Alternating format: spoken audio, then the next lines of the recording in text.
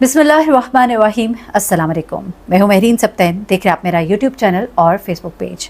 नाज़रीन, एक ऐसी कहानी आपके लिए लेकर आई हूँ, एक ऐसी खबर जिसने हर तरफ थरथली मचा दी है, जिसके असरार इतने हैं कि इसके परत जैसे जैसे खुलते जा रहे हैं तो एक के बाद एक राज फाश हो रहा है। एक ऐसी कहानी जिसने सबको हिला कर रख दिया। राजा और सोनम की कहानी, जो एक नया शादीशुदा जोड़ा था, मई में इनकी शादी होती है। तस्वीरों वीडियोज़ में देखा जा सकता है कि राजा बहुत ही खुश है। यही राजा जिसकी गला कटी लाश मिलती है, मस्कशुदा लाश मिलती है। ये राजा अपनी रानी के साथ हनीमून मनाने जाता है। ये दोनों एक ऐसी जगह जाते हैं जो भारत में बड़ी ही मशहूर है।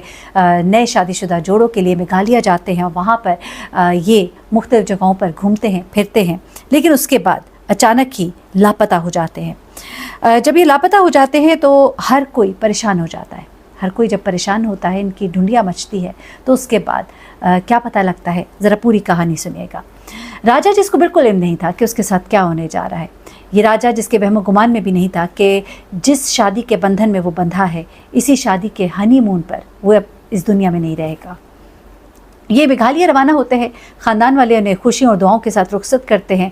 खूबसूरत रियासत मेघालय, जहाँ पर वो अच्छा वक्त गुजारने का सोचते हैं।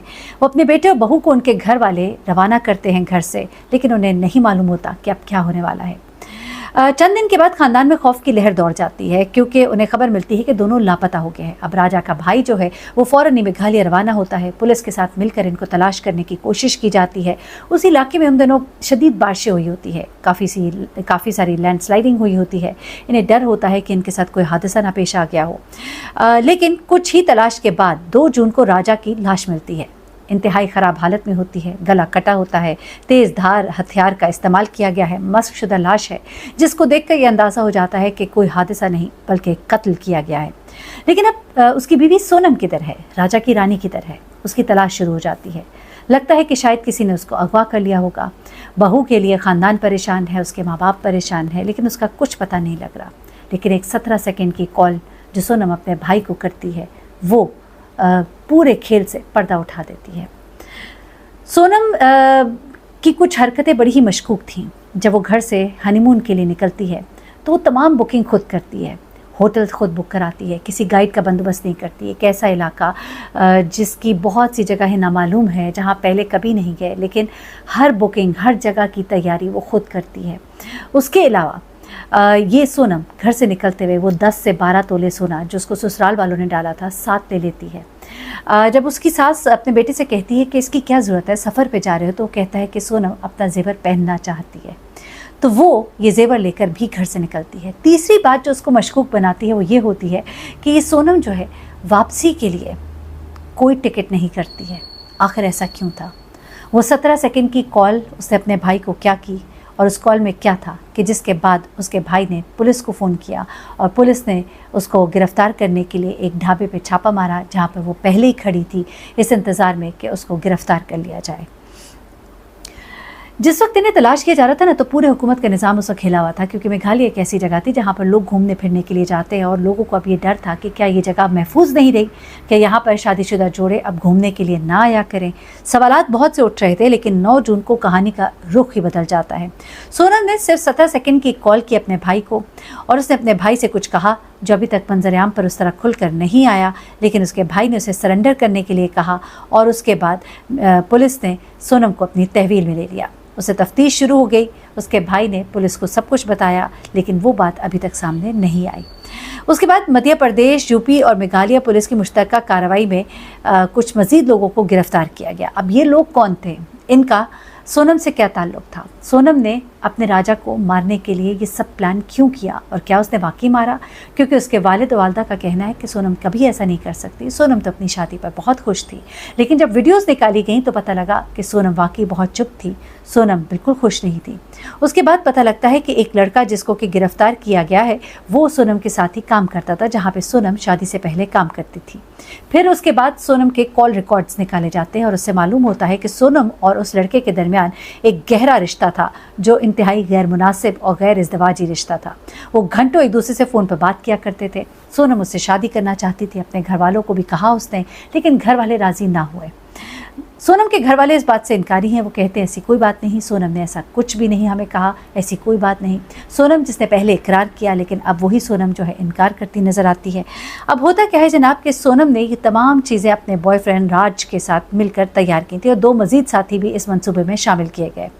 ये 12 तोले सोना ले जाने का मकसद भी कुछ ऐसा ही था कि इससे कुछ लोगों को पे किया जाएगा जो कि इस काम में उसके साथ शामिल होंगे।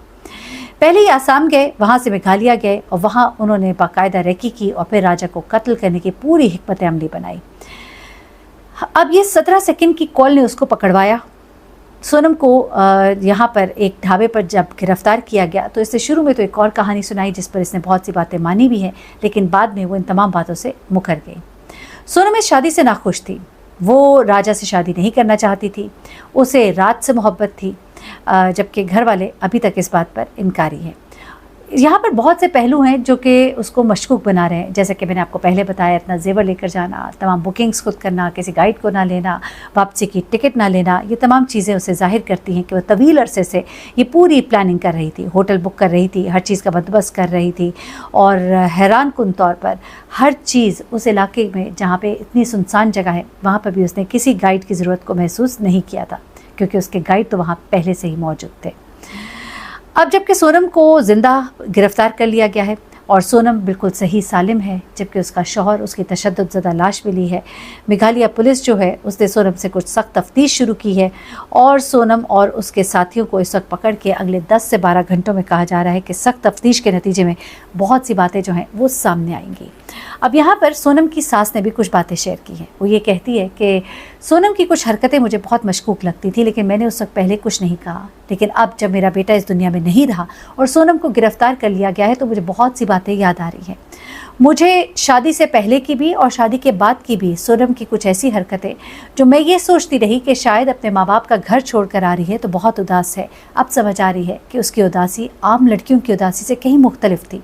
वो किसी बात पर मुस्कुरा नहीं रही थी, वो हमारी किसी बात का जवाब देना पसंद नहीं कर रही थी, वो राज के साथ हंसती मुस्कुराती नज़र नहीं आ रही थी। वीडियो में कहीं भी उसके चेहरे पर कोई दुल्हन वाली एक मुस्कुराहट नहीं थी, उसकी आंखें अश्कबार थी, वो दुखी लग रही थी।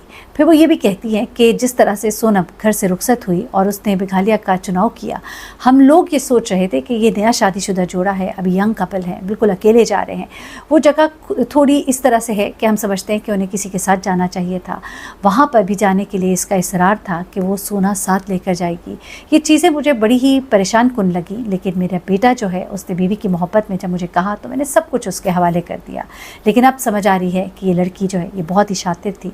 हम जिसके लिए परेशान हो रहे थे कि वो गुम गई है, न जाने कहाँ है, अब हमें समझ आई कि वो गुमी नहीं बल्कि वो उन साथियों के साथ फरार हो गई थी। लेकिन ऐसा क्या हुआ कि सोनम ने अपनी गिरफ्तारी दे दी? क्या जिन लोगों के साथ वो भागी थी उन्होंने अपना कोई ऐसा रंग रूप दिखाया कि उसे अंदाज़ा हुआ कि ना मैं यहाँ की रही ना वहाँ की रही?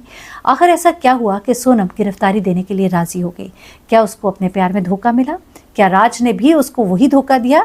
या क्या राज को चूँकि गिरफ्तार कर लिया गया था तो उसको लगा कि अब मेरे भी इस तरह से आज़ाद फिरने की कोई वजह नहीं रहेगी? अभी बहुत सी बातें जो इस केस में सामने आएंगी, जैसे ही मज़ीद तफसीलात सामने आएंगी आपके साथ शेयर करूँगी। अपना बहुत ख्याल रखिएगा, दुआ में याद रखिएगा। अल्लाह हाफ़िज़।